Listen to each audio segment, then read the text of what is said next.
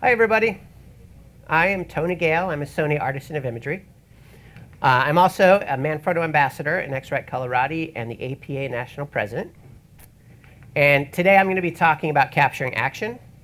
But I'm going to give you a little background on who I am so that you know, because I always am curious when somebody starts pretending that they know what they're talking about. I mostly shoot people in portraits for editorial, corporate, and advertising clients. I also travel a lot, about 70,000 miles flown so far this year. And especially back in the day, I used to shoot a lot of soccer. There was a small soccer magazine in New York that I shot for. They're since gone, like unfortunately too many magazines. But I did shoot a lot of soccer. And now we're going to go over capturing action. So one of the things that I say before every talk is I'm going to go over my perspective on it. You ask 10 people, you're going to get 10 different things, 10 different answers, 10 different reasons to do X, Y, or Z. So if you disagree with me, that's fine. There's more than one way to do anything. I'm going to go over what I think and why I do it. And if you have questions, ask. There's always a better way to do anything, but this is what I think works. We're going to cover autofocus modes, drive modes, ISOs, what camera settings to use, lighting, sync with flash, and lens choices. One thing in particular, because I'm a Sony Artisan and have been shooting Sony since 2012, I'm going to show you specific settings that are Sony specific. If you shoot with a different camera that's not a Sony, there's going to be something similar on your camera. The terminology might be slightly different. For example, Sony says A for aperture priority. I think Nikon says A, but I think Canon says TV. So there will be different things. The terminology might be a little different. The settings might be in a different place. But in broad strokes, it should be the same. Make sense-ish? All right, so the first thing and most important thing, not really the most important thing, I don't know what the most important thing is. An important thing is your autofocus drive or your autofocus mode. So your camera, when you got it, probably started on an AFS or single shot. Single shot is fine when things aren't moving. I shot this on Sunday because I realized I needed more pictures to illustrate things. So this first shot, it's sharp. This next one, he's out of focus. Now he's really out of focus. The reason for that is because single shot or AFS focuses when you hit the shutter, and it doesn't focus again until you hit the shutter again. So if you're in high-speed drive, like you typically would be for action, it focused when you started taking pictures, and then everything moves. The focus is still wherever it was, and it doesn't change. It doesn't track. Great for things that don't move. Anything that's moving, you want to be in. The Sonys have AFA, which will automatically pick between S and C, but you want to be in continuous. If you're in continuous, he's in focus, still in focus, still in focus, mostly out of frame, but still in focus. Continuous will track with the subject. Depending on your camera, it will track faster or slower. If you've got a camera that you bought in 2004, it's not going to track as fast as one you bought last week. The newer Sonys in particular are very fast. The A9, crazy fast. I don't shoot with it. I shoot with the R4 because I like the resolution. But that is an important thing. If something's going wrong, check. Are you in AFS, AFC? Again, there is AFA, which will automatically choose, but I don't like it. I prefer to just tell it what to do. Make sense? Some of these I'm going to go over quicker than others because it's more fun that way. Then you have Autofocus Area. 99% of the time, I'm in wide area autofocus. That's going to be specific to your camera. The Sony cameras cover, depending on the camera, about 70% of the image area has a focus point. If you're shooting with an older DSLR, the focus points are more clustered in the center. So you may have to focus differently. But with Sony mirrorless, with the wide, it's going to find the subject and focus on it for me. 95% of the time, it's fine. Every once in a while, I'll need something else. So this is autofocus wide. It focused on them, even though there's all that other stuff. It knew what to look for. It's sort of looking for things towards the center, things towards closer to the camera, and it's doing its mental mumbo jumbo to figure it out. It's surprisingly good. There's also face detect and eye autofocus with the Sony, so it's going to prioritize a face and it's going to prioritize an eye if it sees one. So if you're in multi and you have face detect on and you want to photograph this big, beautiful landscape and there's a person in your frame, you may want to change your autofocus mode because it's going to focus on that person. There's also zone, where you can select essentially left, right, and center, and it will only look for focus points in that area. There are a lot of sports photographers who prefer that. I don't really like zone, but the people who love it, love it. There's center. Yes? In certain cases with the zone, yes. You could actually literally, on a camera that has LED screen or touch screen, you can move it in and out on that zone. Yeah. So he's saying with certain things you can, with a touch screen, you can change the zone physically on the screen. And you can, with Sony's and other cameras, you can touch to focus. I just usually find that slower because I'm responding to something instead of the camera doing it. But everybody's different. Everybody's way of shooting is different. Every shooting situation is different. Today, zone might be right for you. Tomorrow, it could be wide.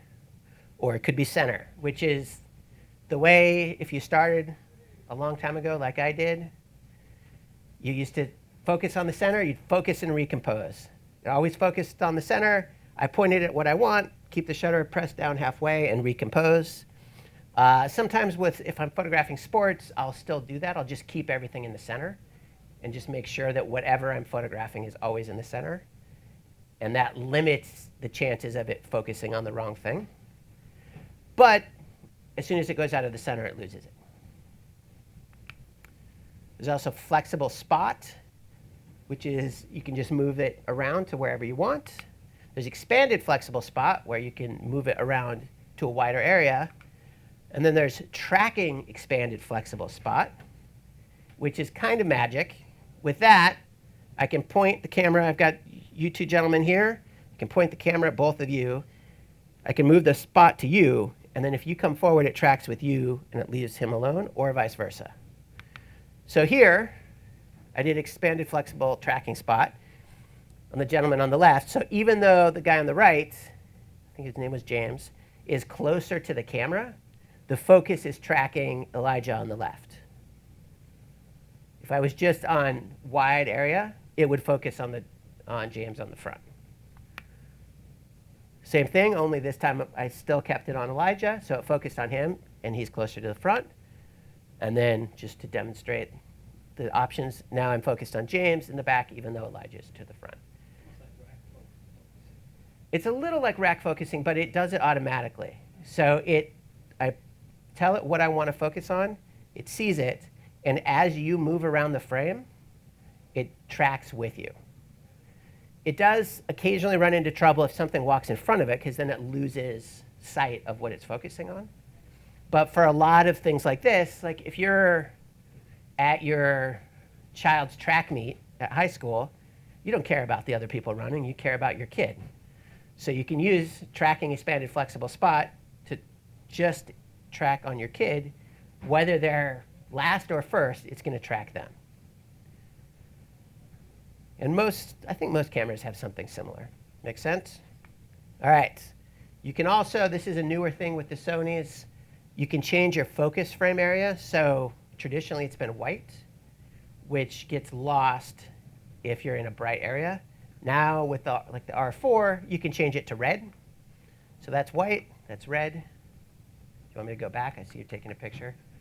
Not all cameras will have this. All right, then we have frame rate. How many of you started with manual focus cameras with that you had to hand? All right, so back in the day, with those of us who started with that, it was click, click. You could shoot as fast as you could hit that advanced lever.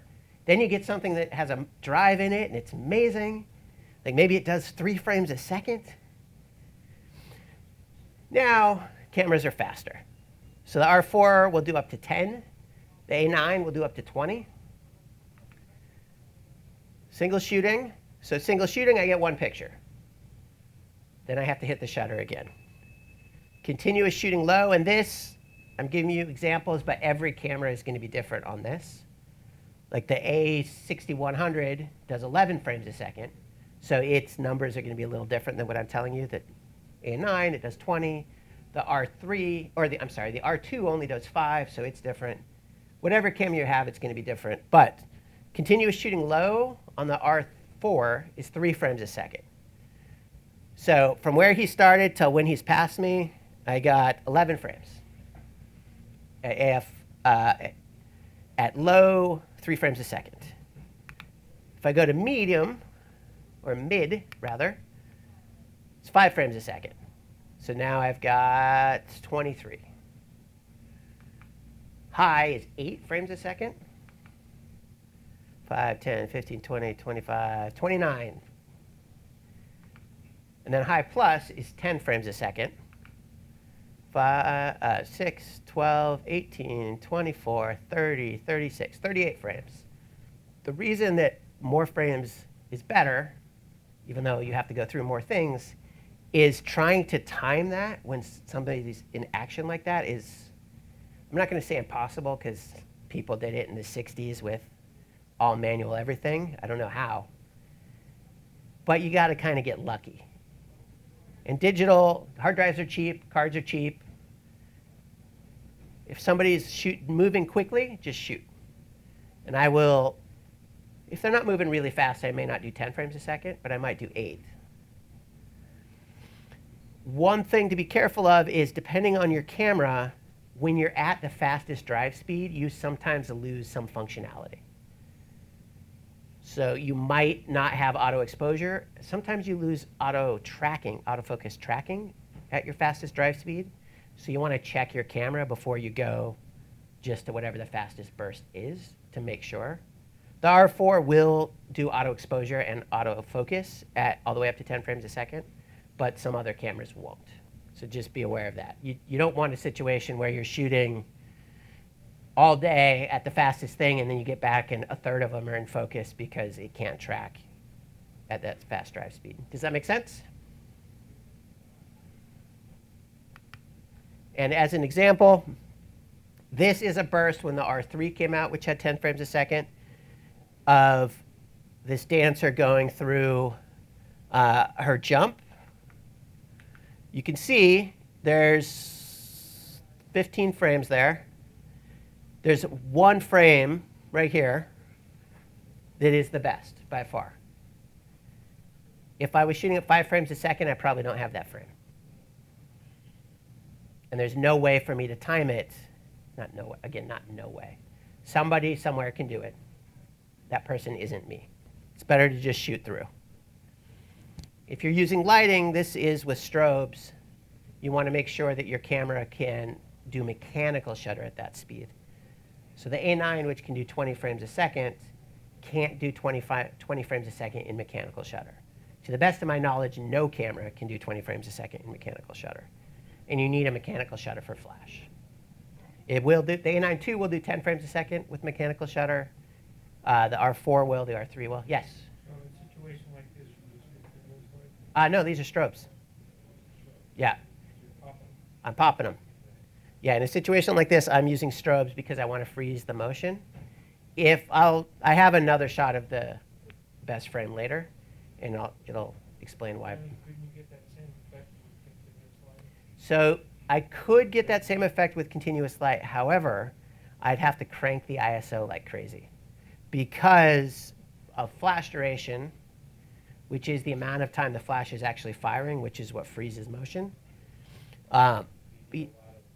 I would need a lot of continuous light.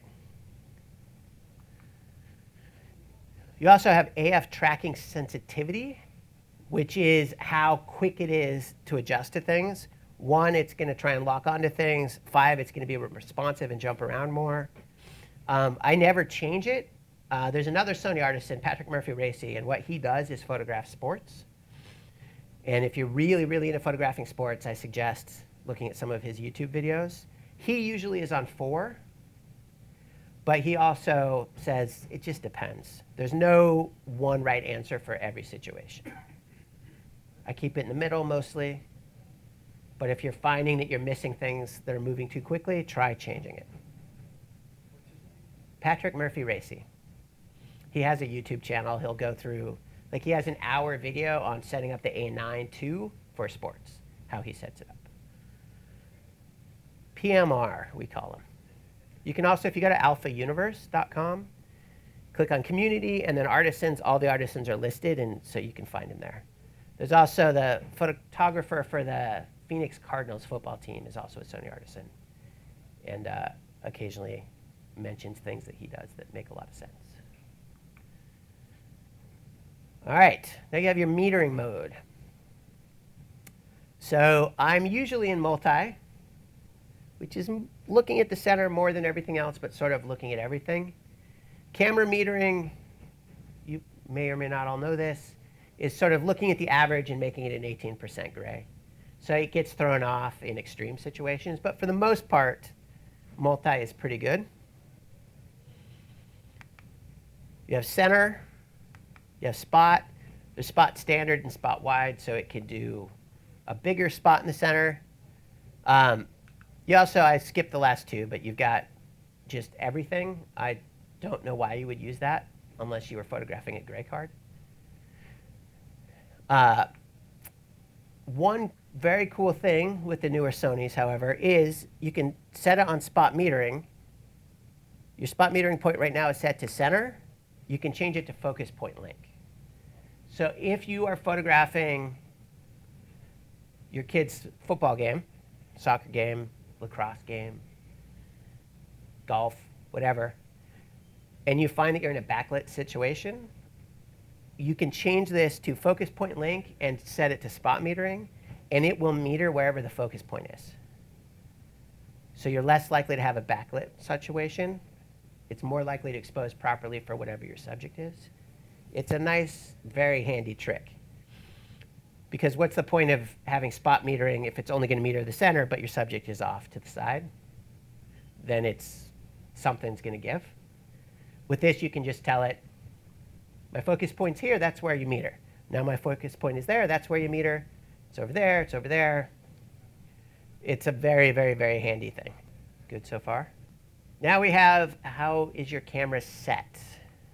Manual, aperture priority, shutter priority, program, presets. Usually, what I will do is manual or shutter priority. If you are shooting JPEGs and you have a camera that has the presets, like here's the little picture of the mountain, and here's the picture of the person, and here's the picture of the running person, you can put it in those presets and it's going to default to that. So if you put it in the running person preset, the camera is trying to optimize itself for sports and action. If you're just shooting for fun, that's fine. I like to have more control over it. If the lighting isn't changing, I'll always do manual. If the lighting is changing, I'll typically do shutter priority because I want to limit the shutter speed and not let it go too low. It gets a little tricky because if you're an aperture priority, there's always a shutter speed that will give you a correct exposure. In shutter priority, there isn't always an aperture that will give you a correct exposure because there's less room for an aperture to change. Shutter, it can go from an 8,000th of a second to 30 seconds. Somewhere in there is right. Your lens, if let's say you're shooting with 7200 f4 to 22, it's a much narrower window. You could also, if you're really concerned about that, shutter priority with auto ISO is a way to handle that, so it will change the ISO as well. Program for action and sports doesn't make any sense to me at all. You could do aperture priority if you're shooting wide open, and it will always give you the fastest shutter speed it can. But you do run into a situation where that fastest shutter speed may not be fast enough. You know, if the fastest shutter speed it can give you is a 30th of a second and somebody is running, they're blurry. And maybe that's cool, maybe that's what you want.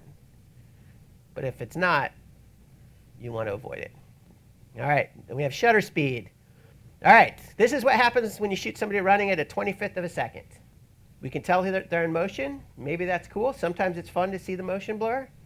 In this particular situation, I don't think it really adds to the picture. Here he is at a 50th of a second. He's still pretty blurry, but it's not as totally soft as this. Like you can see that it's a person who you might recognize if you saw them on the street, whereas here, maybe you would if you squinted. Now we're at 100th. You can start seeing it's getting quite a bit sharper, but his hands are still blurry. Usually somebody's center is going to be sharper, and their arms and legs are going to be more blurry because they're moving faster. Now at a 200th, that's when you're starting to really get things frozen. He's pretty sharp. There's a little bit of blur still in that hand. 400th, everything's pretty sharp. 800th, everything's sharp. You've got to be moving pretty fast for 800 to not freeze it. Makes sense? Faster is better. Focal length of the lens does come into play, and I'm going to talk about lenses later. It was hard to figure out what order to do things because everything is so interconnected. Like, well, if I talk about this, I also need to talk about this, but you can't talk about everything. It's like an octopus. Everything's connected, and it connects in weird ways. So what if you need a faster shutter speed? Crank the ISO. It's always better, in my opinion, to have a grainy picture that's what you need than to have a blurry picture that doesn't have grain. I've shot at 50,000 ISO. It's noisy, but it's shockingly good, really. I remember the fastest film I could get was 3200 speed black and white. And 25,000 on digital is just as clean as that was, if not cleaner. I had the Agfa 1000 speed color film. It was like golf ball grain. But you had to do what you had to do. Now, your options are much, much higher. So just crank that ISO if you have to. It's always better. There's software to clean it up if you need to. But if I come back with a picture of little Bobby, and it's like, well, that's little Bobby, you can tell because I said it is, but it's just a blurry mess. That doesn't work for anybody. If it's, oh, he looks a little noisy there, makes more sense to me, right? All right, but with shutter speed, sometimes you want to see some movement. Sometimes totally sharp and freezing the action sort of removes the feeling of action. So you could try panning. Panning is just holding the camera and moving with the action. If your camera has stabilization, and if your lens has stabilization, most higher end lenses that are designed to potentially work with sports have an option to go to have 2 or 3 different panning or stabilization modes. On the Sonys, if you're in 1, it's designed for panning. So the camera knows you're panning, and it will correct for up and down motion, but not side to side. If you're in 2, it's going to correct for everything. So you want to make sure that you're in 1. If you're shooting with a different camera or lens from a different manufacturer, you'll have to look it up. I don't know if that's consistent that 1 is the one for panning and 2 is not. I'm honestly not sure. So this is panning. You can see, he's pretty sharp. His hand has some blur. His feet have some blur. And the background's a little blurry, but it's not that blurry. It's just at 1/160th of a second. To me, that's too fast to really pan.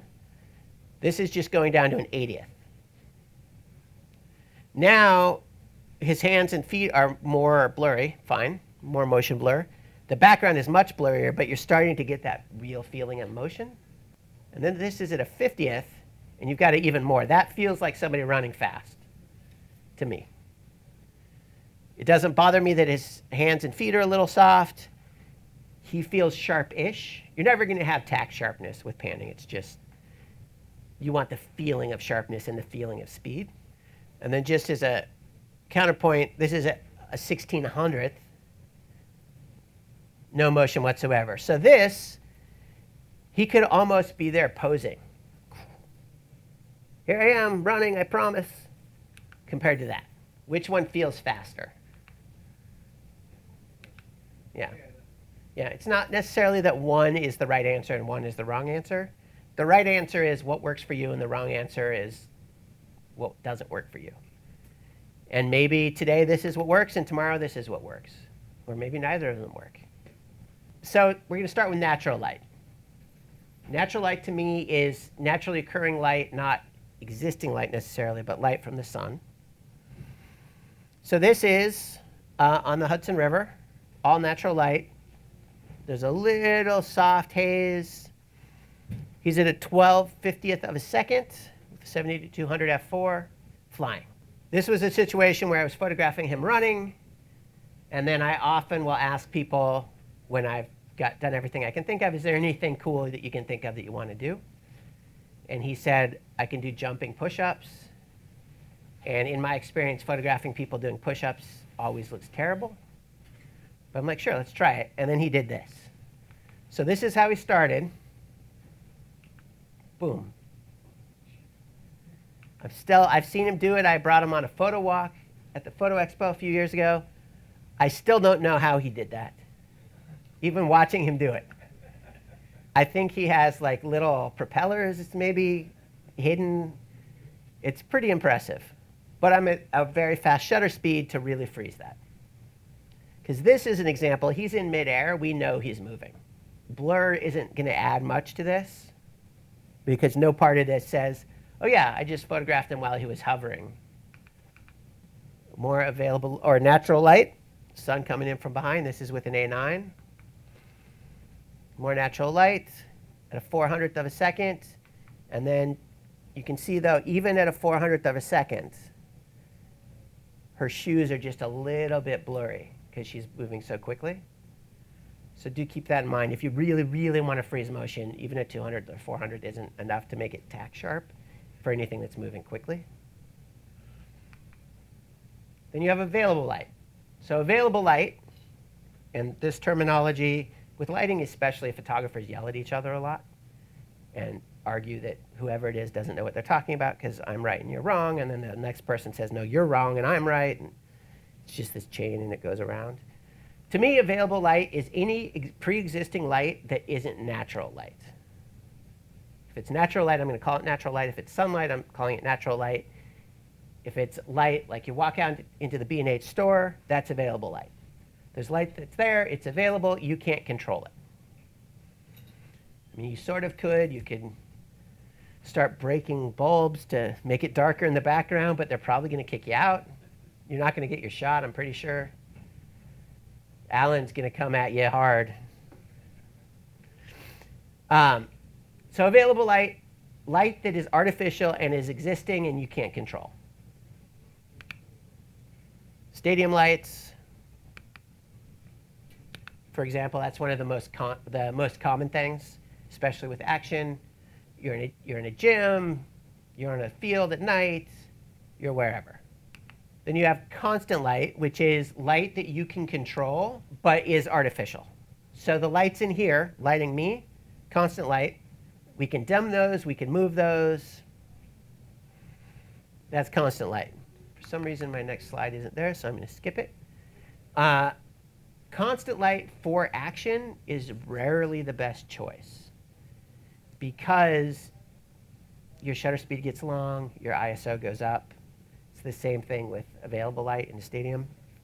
If you're photographing in a stadium that's lit for TV, like college football or pro sports, there's going to be a lot of light. If you're photographing in a high school gym or middle school football field, there's not that much light, and you're going to really have to crank that ISO. Then we have my favorite, which is flash or strobe. So flash is good, as I mentioned earlier, because of flash duration, which will freeze the action.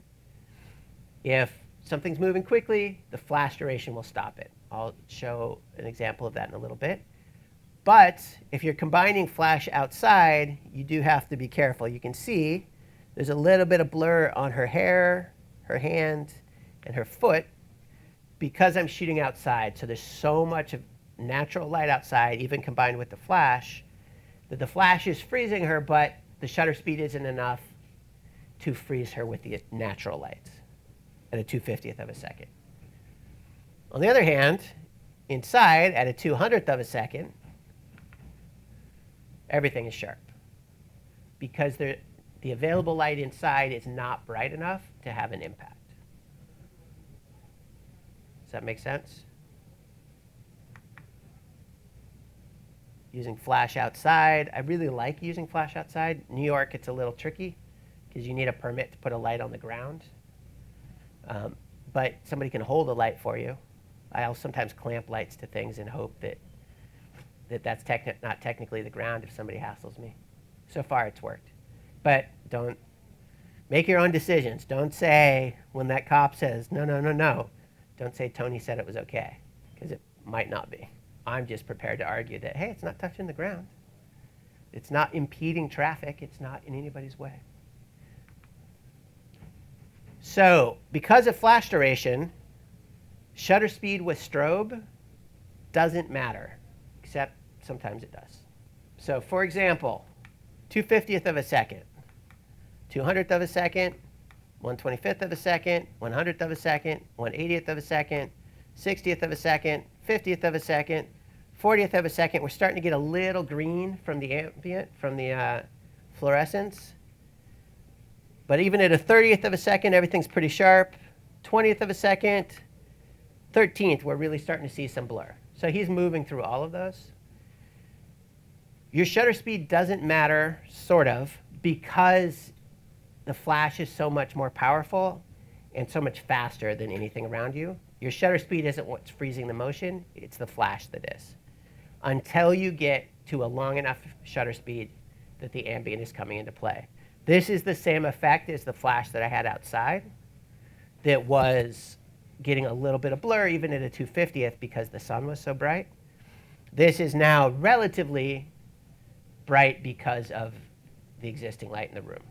So you do want to be a little careful with that. You also have the situation of if your shutter speed is too high and you don't have a flash that can do high-speed sync, which I'll talk about in a minute, then you're going to be limited too. If you've ever had the situation where there's a black line at the top of your frame with a flash, it's because your shutter is not able to keep up and it can't go, or it's going too fast.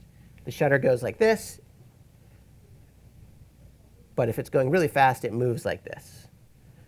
So the whole frame is never exposed at once, so you see the shutter blocking part of the frame with flash. You can also, for fun, drag the shutter. This is from the No WTO band in Seattle in 99 or 2000 when I still lived there. It used to be a really common way in the 90s that people shot concerts because it looks all cool. But this is a flash with a long shutter speed. So you can see his arm is fairly sharp when it's out, but then you've got that blur coming in. The flash fired, it froze him where he was, and then everything else is blurry from where he's moving after that fact with the long shutter speed. If you're going to do that, you might consider doing rear curtain sync so that the flash fires at the end of the exposure instead of the beginning. Rear curtain sync doesn't always work with off-camera flash or high-speed sync. So although with high-speed sync, you don't really need it because everything's too fast. So it can be limiting rear curtain sync, but it's nice to know it's there and to know the purpose of it. All right, makes sense? All right, and then with flash, we have HSS, which is high-speed sync, or hypersync.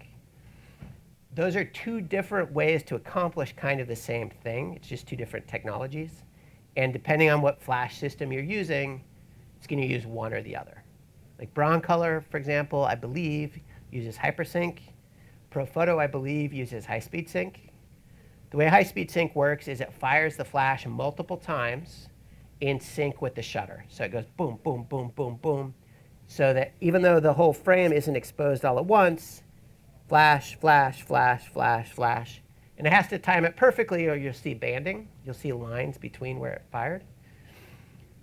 One thing is if you're using, say, a Sony camera with electronic first curtain shutter, you typically want to turn that off if you're doing high-speed sync because you might see banding at a high shutter speed with that.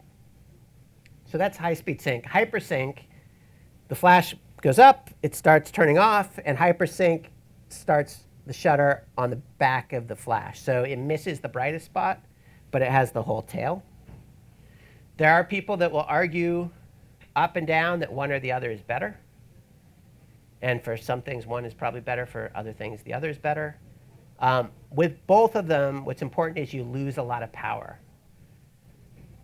So if you're at full power at f8, and you go from 2/50th to 1,000th,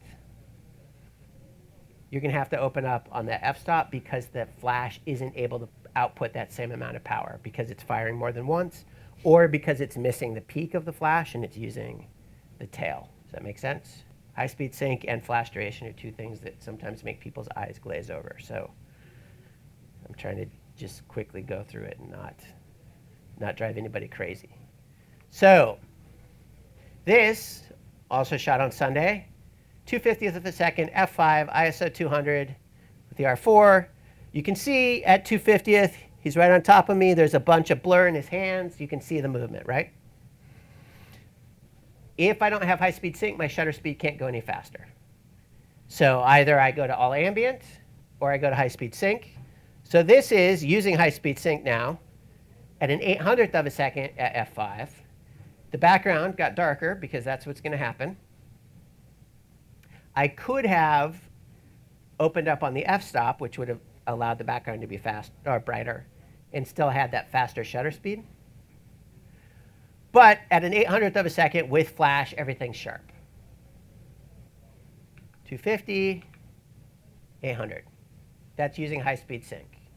I did have to turn the power of the flash up. I think it was about 2.5 stops to go from 250th to 800. And while this was with the Sony flash, the HVL F60RM, there will be a quiz on that later. I do know what all the letters stand for, though. So that's with that flash, and it will do up to an 8,000th of a second with high-speed sync. However, to be honest, if you want to light somebody at an 8,000th of a second with the speed light, I've done it just to see. You put it about this close at full power, and it'll do it, but you're only doing a really tight picture, because once it goes back, you've got the inverse square law. To be honest, also, I've never needed an 8,000th of a second with high-speed sync, but it's nice to know it's there, but you're losing so much power. So just be aware of that if you're doing it. There is an older technology. If you have a leaf shutter lens, then you can sync at any speed that the lens will shoot at, because the shutter is in the lens and it opens and closes like this instead of being a focal plane shutter that goes like this. Yes? That was on a GorillaPod that was then hanging from a tree branch to my left. So, because I didn't want it on camera. I hate on-camera flash. And as we discussed earlier, you can't put a light on the ground in New York without a permit. So I put it in a tree, because that's not the ground. So you were just waiting by the tree? Well, I mean, this is somebody I had brought. So I said, OK, hold on. I'm just going to set this up, stand here so I can figure out my metering. Because while I do use a handheld meter, you can't really meter high-speed sync, because it's flashing more than once, and the meter's only going to meter that first flash. So why use that versus having just having that extension? But instead of a cable? Because I prefer not to have wires. Then nobody trips over the wires, and I've got more range. So it's radio operated. Yeah, it's radio operated. I have the Sony transmitter on the camera. The HVL F60RM has a built-in radio, so I can put it, I think the range is like 150 feet. I've never put it 150 feet away, but it means I don't have to worry about it. And he's running between the tree and me. Like, he's not going to run into the cable. No random person or kid or dog is going to trip over it. I have insurance, but I really hope I never have to use it. I didn't mean the cable either, not like an extension. An extension, The complexity of the hot shoe, maybe the people because I can get it further away. So instead of using like a Strobe frame with I can get it much further away with a radio. It's also, if I keep the flash in the same position and I always fire at the same spot, I can move and it doesn't impact the exposure. So if I put a flash on you where you are, and I always photograph you when you're there, and the flash is always where it is. I can come up really close, do some tight ones. I can go all the way to the corner, do some wide ones. I can go over there. I can go over there. Nothing changes. This was also done in manual, not TTL. I'm sorry? No, I always shoot raw. I know a lot of pro sports photographers who shoot JPEG because of the volume, and also if you're shooting for either a wire or a publication, you have to upload pictures right away. And they need the JPEG because it's faster to edit and faster to upload. I never shoot JPEG unless there's really a reason to do it, and I haven't had a real reason to do it. Well, the only reason I've had to do it in the last few years is when a new camera comes out and there isn't a RAW processor for it yet, then I'll shoot RAW plus JPEG. So I can go back and process those RAWs, but at least I have the JPEGs at the beginning. But I much prefer to have the flexibility that a RAW offers. I can change the color, I can change the exposure. I'm not degrading the image. But the people, like I mentioned Patrick Murphy-Racy earlier, he almost always shoots JPEG. All right, so that's high-speed sync. Does that make sense? And HVLF 60RM is hybrid video light, flash, 60 is the guide number, R is radio, and then M is multi-interface shoe. If anybody ever asks you, which they won't, because why would they? Camera companies like to really make names complicated. All right, then you have lens choice. So you've got fixed versus zoom, wide versus long, and then our more expensive lens is worth it. So to go back to something that you'd said earlier, some of what impacts how sharp something is and the shutter speed you could use is your lens choice. If I'm shooting with a zoom and you're filling up the frame, I need a faster shutter speed to freeze everything. Whereas if I'm shooting with a 16 millimeter, maybe I can get away with the 30th of a second because it's so wide. There's also situations, and I'll show a couple, where if you're shooting too tight with too long of a lens, you're what's called over-lensing, and you're so tight that when anything happens, you miss part of it. And I have a couple examples of that in a minute.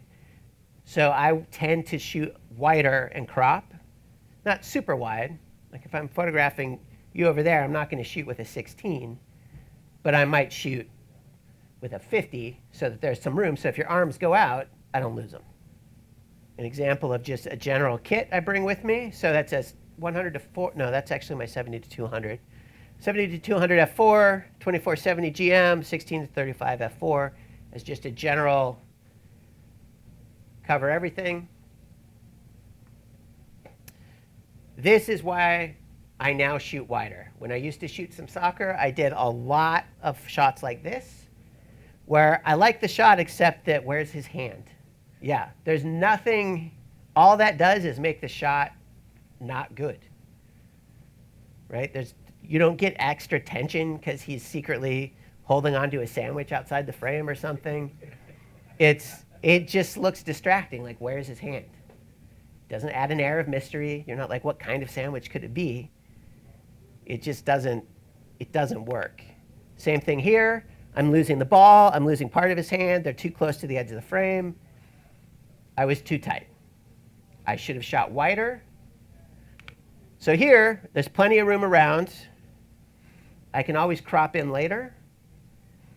But if that ball, so he had just kicked the ball, he's dribbling, I still have the ball. If I was tighter, the ball's out of the frame, and then it's just some guy running. Often in sports, seeing whatever it is, that they're the football, the basketball, whatever it is, you need that to tell the story. Same thing here. Plenty of room. I can always crop later. Like, I don't need as much space at the top or the bottom, so I can crop it. So think about that. If you think what I need is a 400 so I can get nice and tight, sure, you can bring that, but bring that 70 to 200 as well, or the 2470, so that you've got room to crop later. Are you convinced? All right. I'm going to talk a little bit about why certain lenses are more expensive. This is the Sony G70-300. And again, I shoot Sony. Sony is what I use. I'm a Sony Artisan. But these things in broad strokes apply to every company, every lens manufacturer in general. The 70-300, I think, is about $1,000. It's a G lens, which is a pro lens. They have one step above it, G Master. But it's a really solid lens, but it's $1,000. It has an AF/MF switch, autofocus, manual focus. It's got optical steady shot on and off, and it's got full or infinity to 3 meters to focus. That switch is so it focuses a little faster if I know I don't need to focus closer than 3 meters. Like for sports, if the action is within 9 feet of me, I should probably move. You know, you'll be that photographer that they see on the news that got creamed by a linebacker or something. You don't want to be that guy or gal. But then you go to the 70-200 f4, which is, and the pricing I'm saying, do not quote me on this. Look it up, because I could be wrong. But this is about $1,500. So it's more expensive than the 70-300. Partly, it's because it's an f4, and the 70-300 goes to 5.6 at 300. This also has the AF/MF switch. It also has the full and the infinity to 3 meters. It also has the optical steady shot on and off, which is the stabilization. This one, we talked earlier about the stabilization modes. This has 1 and 2. So if I want to do panning, it's on 1. If I want to just do everything, it's on 2. It gives me more flexibility. And it's also a G lens. You got the 100-400. It has, this is about $2,200, I think. Again, don't quote me. It has the same settings as the 70-200 f4, AF/MF, focus limiter, steady shot on and off, the optical stabilization 1 and 2. This is a 4.5 to 5.6. It's a G Master, which is designed to be a little more future-proof. So as resolution in cameras go up, G Master is designed to be sharper than what is needed for current cameras so that when a higher resolution happens, you're not sad that you bought it. One of the things that you may find if you're shooting with lenses you bought, say, in the 90s, you put them on a modern camera. There are exceptions, but a lot of them just aren't that sharp. They were great lenses for 35mm film, but 35mm film compared to modern digital is not very sharp. I looked at a book from a camera manufacturer showcasing their ambassadors from the late 90s, early 2000s that I bought for $1. And I kept looking through it and thinking, wow, 35mm film was terrible. You know, there's some 2-page spreads with 400 speed chrome film, and you're like, that is so grainy. You sort of forget, or I had forgotten how bad 35mm film was compared to what we have now. I remember it took a while for people to feel like digital was better than 35mm film, and now it's so much better. Like if you want to shoot 35 because you enjoy it, that's fine. You know, there's nothing wrong with anything. If you like black and white film, I do sometimes feel like black and white feels different when it's filmed than digital. But man, modern digital is so much better, so much better. So that's the point of the G Master, is that it is sharper and more future-proof. That's the idea. So that's why this is more. It also goes to 400. But then, this is the 400-2.8. This is $12,000. You know, if you pool your money together, it is really nice. I've shot with one once. This has the AF/MF switch. It has the focus limiter, but this focus limiter has 3 positions instead of 2.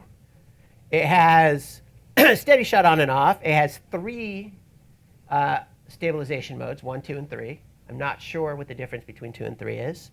But it also has a beep on and off, so you know if it's in focus. It has full-time direct manual focus, which is something that uses autofocus and then you can tweak the focus. You can turn that on and off. It has a function preset that you can turn on and off. And then actually all of these lenses have this little button on the lens that's a focus hold button, but on the Sonys you can customize to do anything. So a lot of people used to set it to be eye autofocus, but now that eye autofocus is automatic and you don't need a button, you could set it to anything you want. This is also $12,000 because it is lighter than what competitors have, and it has new redesigned focus motors. So one of the things that you're paying for with a more expensive lens is autofocus speed. This has 2 linear autofocus motors, so it focuses very, very fast. And if you're photographing sports, you want that. The 24 GM 1.4 also has those new motors. But with a more expensive lens, you're paying for autofocus speed, you're paying for optical performance, and you're paying for build quality. And that's why this is $12,000, 400 2.8, 100 to 400, also 400, but you can go all the way to 1, is 2,200-ish. For most people, this is fine. If you make your living shooting sports or wildlife is really your passion, this is going to be better because 2.8 to 5.6 is a big difference if you're shooting pro sports, for example. All right. Here's some resources if you have more questions. alphauniverse.com. There's a bunch of stuff about shooting sports there. You can also follow their Instagram and Twitter. That's me. Do you guys have any questions? Alan, do you have any questions? One lady's actually asking if the lens choice that you used in the beginning, I guess the guy running on the West Park, or the Yep. West side, which lens was that again? 24-105 f4G. So at most of the shots that I shot this weekend were with the 24-105 f4G. I use that lens. I also have the 24-70 G Master, which is a 2.8. The 24-105 I use because it's got a longer zoom. Like if I'm going to do portraits, I prefer 105. And if I'm shooting quickly where I don't want to switch lenses, I'll use that one. The 2.8 I'll always use in low light because I need that 2.8. It's also a GM lens, G Master lens, so it's a great lens. Just depends on the situation. Yes? Have you shot any tennis matches? I've shot a little tennis just for fun. Tennis is hard to shoot. It's really hard to shoot. I think it's one of the hardest things to shoot. You've got the net in the way. How do you stop the ball? Yeah, how do you stop the ball? I mean, that ball on the serve is moving at like 140 miles an hour. So if you're lucky, you can see the little day glow blur. Depends on the angle. Yeah, yeah, and how clean, depends on the angle, depends on how clean the background is. If it's a bright background, it just gets lost. So I've shot a little. You can see where the photographers are placed when you're watching like at the Open. They're right on the field so that the background is dark, or not the field, the court.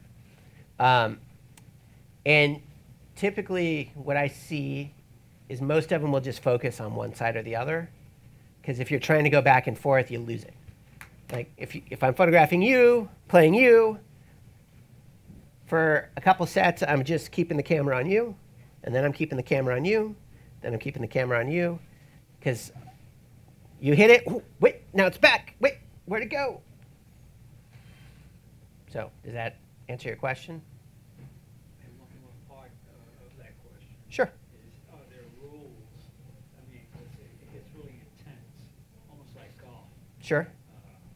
that you can't shoot until after they hit the ball. Or I can't speak to that for sure. What I have seen, anecdotally, because I haven't shot it professionally, so I don't, is there doesn't seem to be anywhere near the rules that golf has. Most sports have a place where this is where you can be and you can't move.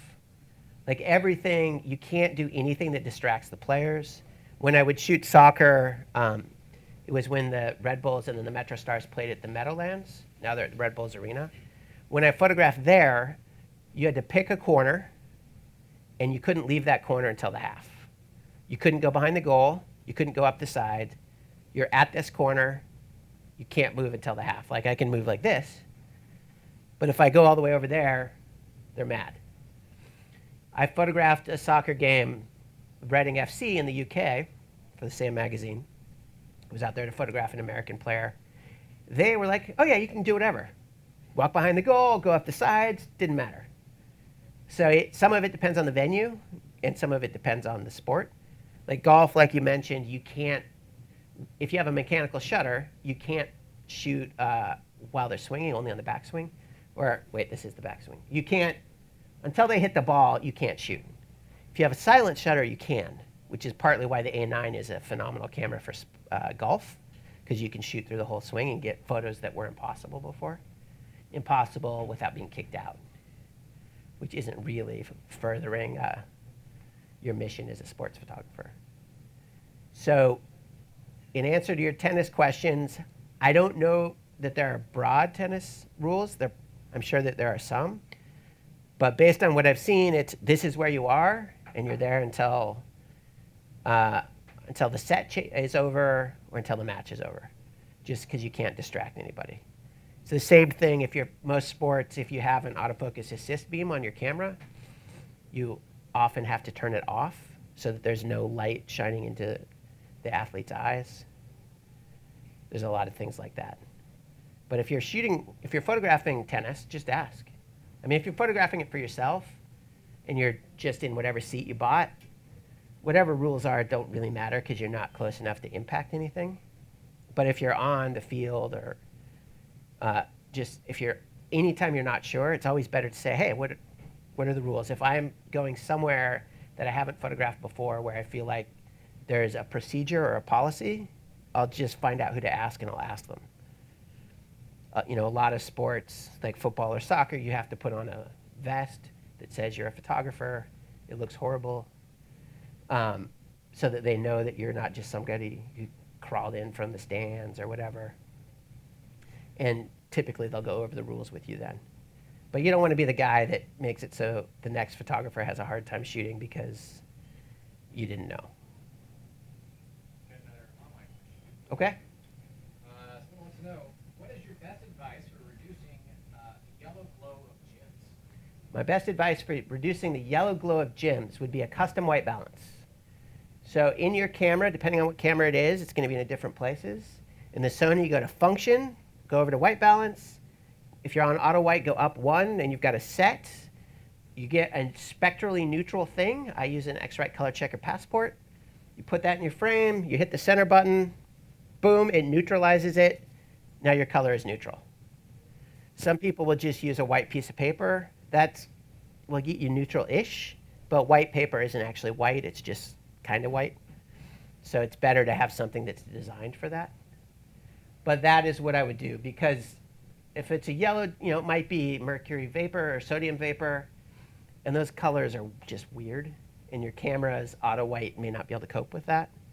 You do, and this gets into really nerdy color stuff, some of those lights don't have a full spectrum. Well, none of them really have a full spectrum thing.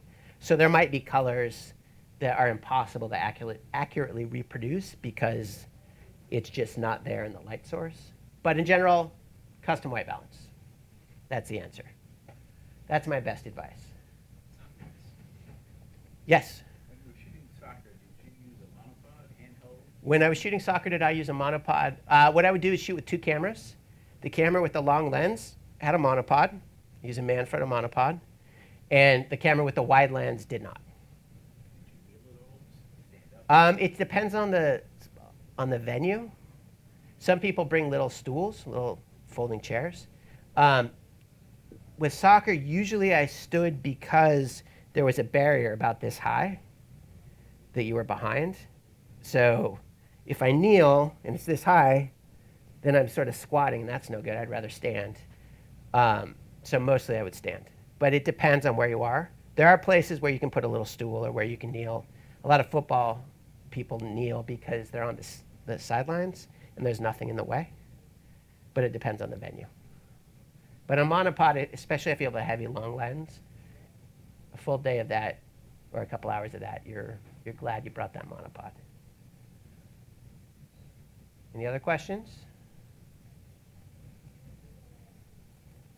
Yes? You mentioned something about older lenses. About what lenses? Older lenses? Yes. Newer camera body. Yes. Did you, how do you, did you just shoot, test, or Um, make that determination that some of them were the resolution? some of it, Saturation, or they might be soft, The saturation I can live with because I can juice that. It's the sharpness, and if you're shooting action, how fast it focuses. You know, the newer, it's technology. It's the newer stuff is better. Some of it, if you just look online, people will talk about it. Like, I'm sure that from any manufacturer, there's certain lenses that everybody's like, this is the lens that holds up. But I would say most older lenses don't. Just because they weren't designed to, because they didn't need to be. But just testing it. You know, the things like saturation or mid-tone contrast and things like that are subjective anyway. But sharpness isn't. It's either sharp or it's, well, that's not, there's a spectrum of that too, but I want it to be as sharp as possible. I like the lenses where I take a picture and I look at it and I'm like, what lens did I use? That's so sharp. Those are the lenses I like. Yes? Going back to the high-speed sync and the, Yep. and the speed limit, have you used any non-Sony flashes with success? Yeah, I don't use non-Sony speedlights, but I use other bigger strobes all the time, yeah. Let's say like a Kodak? So I haven't used Godox. I know people who really like them, and I know people who have had less than positive experiences with them. I will say in general, and there's always exceptions. In general, there's a reason that some things are more expensive than others. And I haven't used them, so I can't speak from firsthand experience. But there's a reason a pro photo costs what it costs. That said, strobes have gotten so much better than they used to be. I mean, things at a Godox price point 20 years ago were garbage. Like, total garbage. And that's not the case anymore. But a more expensive light is going to be better for the most part. There's always exceptions, but not necessarily better for you. It depends on what you need. And I know people who really like them, and I know people who really don't. Although I know that's not that great of an answer, but I haven't used it personally. But I've used Bowen's, Profoto, Broncolor, stuff like that. And it's all great. And man, when I was starting out, if you could get what you can get now for the price, I would have been over the moon. My first strobes were photogenic flash masters, a 400-watt pack. It was like this, and it had pins to change the power. There was one pin for 100 watts to each of the 4 channels, and one for 400 just to A. You had to turn it off and bleed it before you changed the pins. And the heads had built-in reflectors. You couldn't put a softbox on them. They were like 1,000,000 years old. And I was thrilled to have them. When I'd walk uphill both ways to school in the snow and tell people to get off my lawn, all that stuff. Any other questions? Yes? Let's talk about the business end of it as a freelancer. Sure. You shoot a game, whatever, soccer, whatever, baseball. How do you pitch it to a magazine or something like that? So normally if you're photographing a professional sporting event, you already have a client. They're not typically going to give credentials to someone who doesn't. Like if you call up the Yankees and say, I want to photograph a game from the field, they're going to say, that's nice. But if your editor calls, if you're a small publication and it's a big game, there's only so many spots, so you might not get in. Like Seattle just had the MLS Cup.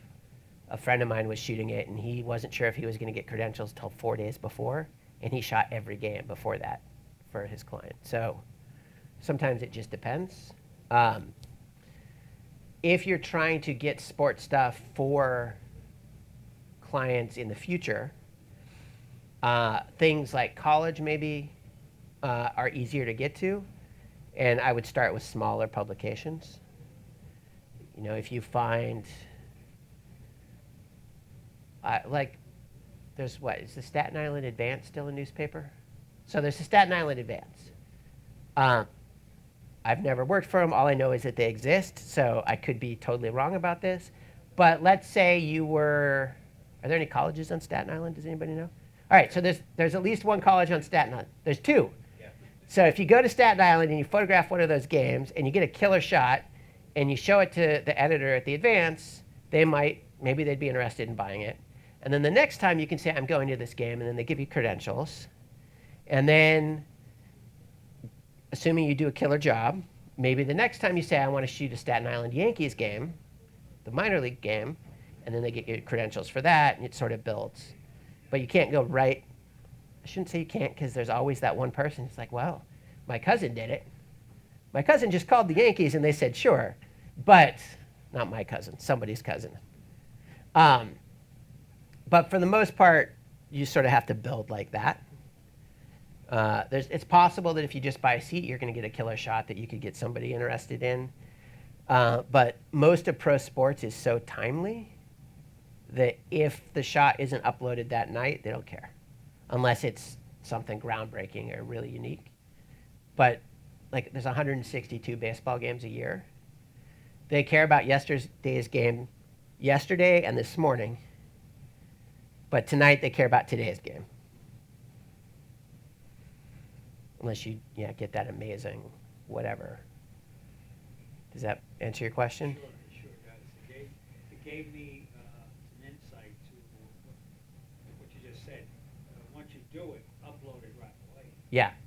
You have to, anything that's timely like that, news, sports, some of it is, if you're the first person up, you win. Like, there may be a better picture that comes in later. Doesn't matter, because nobody wants to stay up that late. They've already picked your picture and it's already running, even though this other picture is happening.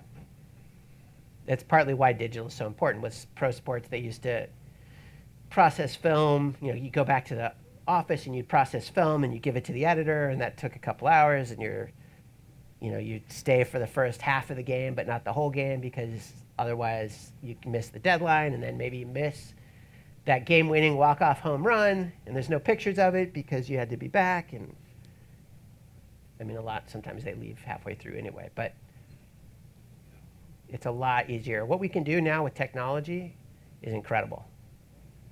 I mean, there's challenges too. It makes it easier for people to just put pictures out there that aren't good, and then somebody maybe uses that.